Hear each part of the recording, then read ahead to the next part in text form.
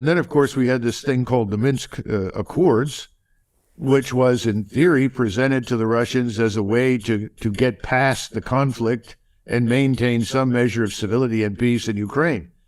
Well, it didn't work, and it didn't work, as we've discovered, because first Chancellor Merkel, who's now retired, and then subsequently Mr. Macron, the president of France, both admitted the whole thing was a hoax.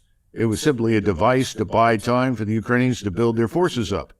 And it became very clear to the Russians that this large force, which was extremely well equipped and I would argue reasonably well trained, certainly by NATO standards, was poised to launch an attack at Russia with the goal of crushing the Russians in Luhansk and Donetsk and then ultimately retaking Crimea. So the Russians said, no, thank you. And they intervened. The big mistake they made is that they assumed that someone was willing to negotiate with them. And so they went in with a really small force, no more than 90,000 on the ground in terms of combat troops. And they discovered after 2 or 3 months, 4 months, even though they were not taking heavy casualties as originally reported, they took very light casualties. It was the Ukrainians that had begun taking heavy casualties almost from the beginning. They discovered that they weren't going to get a negotiated settlement. Finally, the generals met with Putin last summer and said, this is a war. This is not what we bargained for. We miscalculated. The underlying assumptions were wrong. There is no one to talk to. And you'll recall that shortly after your former prime minister's visit in April to Mr. Zelensky, that any hope of talks was crushed. And ultimately, they said, we've got to get ready for a real war. That meant mobilizing reserves, expanding the size of the army, training everybody up, re-equipping people, because the equipment they used initially was almost all obsolescent. So that was completed by Christmas. Then there was pressure to launch an offensive, but the weather didn't cooperate, so the decision was made, since we don't have firm ground, and you recall that in that part of the world, you have this thing called the Rasputitsa, which is effectively a sea of mud that makes it virtually impassable for armored fighting vehicles or wheeled vehicles. If you leave the hard surface road, you're in big trouble.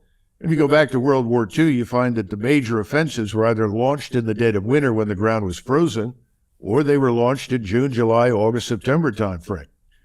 So the Russians then said, fine, we'll build an impregnable defense, hold what we've got, and invite the Ukrainians to attack us.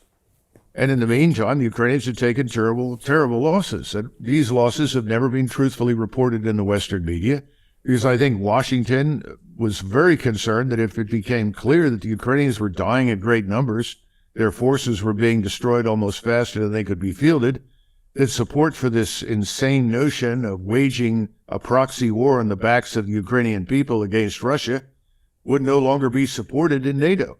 So Jim Rickards has just recorded a video that's not available to anyone in the public, and he's going to be talking about how this upcoming recession is going to be fast, it's going to be bloody, it's going to be nasty. But at the same time, he's going to show you how you can position yourself to profit from all of this chaos.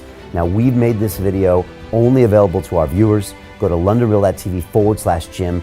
Watch that immediately. I can't say enough good things about Jim Rickards. He understands the global economic system better than any guest I've ever had on London Real. His predictions are almost uncannily true, and you can learn how to profit from his vision, from his expertise, and his understanding of economics. So go to londonreal.tv/Jim or click the link below. It's an excellent, excellent look on what's going to happen in the future and how you can position yourself to profit from that.